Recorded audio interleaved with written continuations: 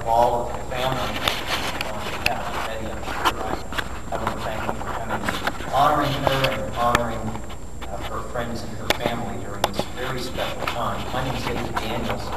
I'm the senior pastor of Antigua Bible Church, and I might be the most unlikely candidate to come and speak about Betty today because of the very little time that I have known her. 60 years. 60 years. I feel so very small. But there is something about Betty, as you, I'm sure, know, that it doesn't take 60 years for a person to come to the conclusion of what an extraordinary person that she was.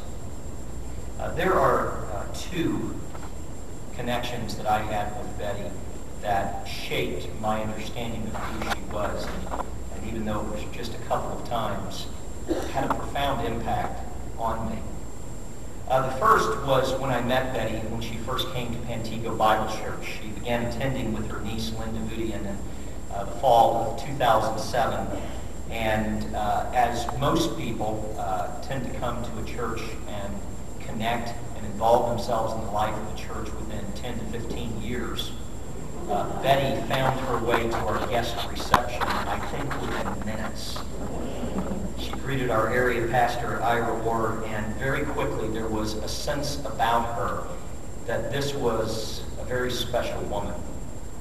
We indicated to her that we had a need for a receptionist. We had volunteer receptionists in our church, and people that volunteer to come in and be kind of the front face of a church, and she gladly volunteered.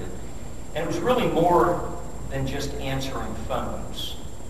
A good receptionist is the front face of a church, like a great appetizer that gets you excited about the meal that is to come.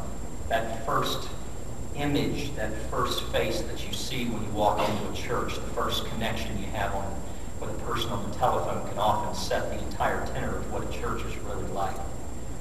And with that in mind, you can hardly find a better first impression than Betty Bennett.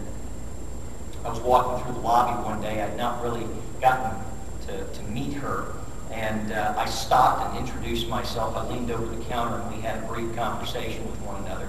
She told me about her family that she absolutely adored. Told me about her time in Florida. She communicated to me the affection and the love that she had for her family, that she had for her community, her love for people. She told me about the books that she was reading. She just went on and on and on.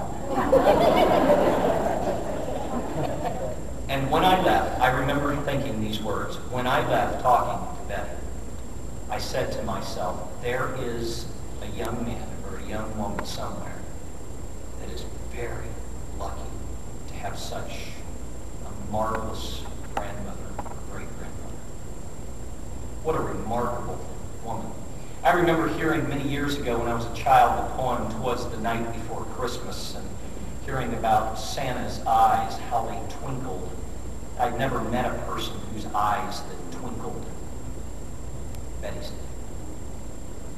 There's something about her that when you got to know her a little bit, that she was such an extraordinary woman. And I'm sure that if we were to take time today, as we'll have a little bit later in a reception in her honor, to share stories about Betty.